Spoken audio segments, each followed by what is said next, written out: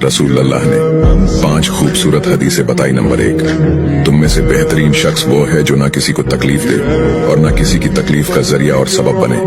Number 2, जो शख्स दिन में 10 मरतबा सूरतुल इखलास पढ़ेगा, यानी कुल हु अल्लाहु अहद, ये पूरी सूरत पढ़ेगा, अल्लाह ताला जन्नत में उसके लिए महल बना देंगे।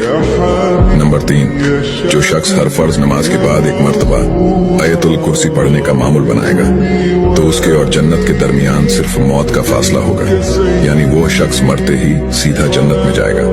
नंबर 5, जो शख्स घर से निकलते वक्त ये दुआ पढ़ेगा, बिस्मिल्लाहि तवक्कलतु अला अल्लाह ला हौला वला कुव्वता इल्ला बिल्लाह, तो अल्लाह ताला शैतान के शर से उसकी हिफाजत फरमा देता है और जिस काम को वो निकला अल्लाह ताला उसमें आसानी पैदा फरमा देता है। नंबर 5, रसूल अल्लाह ने फरमाया, वो शख्स हरा भरा रहे, हंसता खेलता रहे। जो शख्स मेरी हदीस सुने उसको महफूज रखे और उसको दूसरों तक पहुंचाए।